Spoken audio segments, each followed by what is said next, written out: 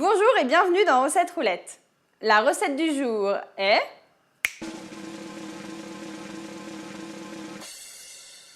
spaghetti carbonara, les vrais. Pour 4 personnes, il nous faut 400 g de spaghetti, 5 jaunes d'œufs, 4 tranches de pancetta, un morceau de parmesan de 50 g, 2 cuillères à soupe d'huile d'olive, 28 g de gros sel et du poivre. S'il y a bien une seule chose que tu dois retenir quand il s'agit de faire cuire des pâtes, c'est 1107. Pourquoi? C'est un chiffre tout simple à retenir pour savoir qu'il faut compter 1 litre d'eau pour 100 g de pâtes et 7 g de gros sel. Bon alors nous, on va mettre l'eau à chauffer tout de suite. On a 400 g de pâtes, on a donc 4 litres d'eau et 28 g de gros sel. Pendant que l'eau est tranquillement en train d'arriver à ébullition, nous, on va s'occuper du parmesan que l'on va râper. On râpe la moitié du parmesan.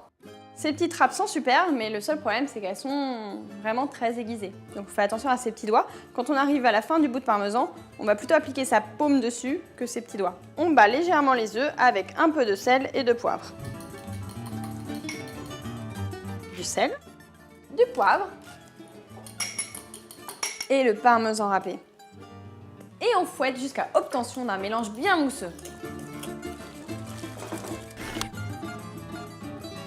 On va maintenant s'occuper du cas de la pancetta. On va faire chauffer de l'huile d'olive dans une poêle, dans laquelle on va faire revenir les tranches de pancetta. L'eau bouche, je vais ajouter le sel. Pour t'assurer que tes pâtes soient bien cuites al dente, il suffit de retirer 1 minute du temps de cuisson indiqué sur le paquet. Donc là, nous, c'était marqué 8 minutes. On est donc parti pour 7 minutes. Pendant ce temps-là, la pancetta se la dort douce. La pancetta est cuite, on la débarrasse sur une planche pour la couper. Elle est bien croustillante. Les pâtes sont cuites, il est temps de les égoutter. Mais auparavant, j'ajoute 1 à 2 cuillères à soupe d'eau des pâtes. Je mélange. Et vite, je vais m'occuper de mes petites pâtes.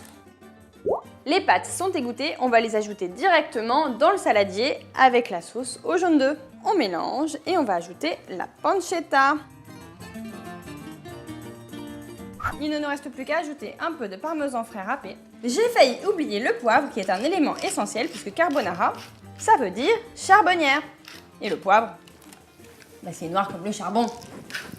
À déguster sans attendre. Du coup, moi je te laisse avec une autre recette juste ici pendant que je vais me régaler. Si tu aimes les pâtes autant que moi et que tu as envie de voir une autre recette italienne, dis-le moi dans les commentaires. Rendez-vous demain à 11 h pour une nouvelle recette. Et si tu ne veux pas en rater une miette, fais comme moi, abonne-toi à la chaîne Marmiton. Si tu veux sortir ta GoPro, c'est le moment.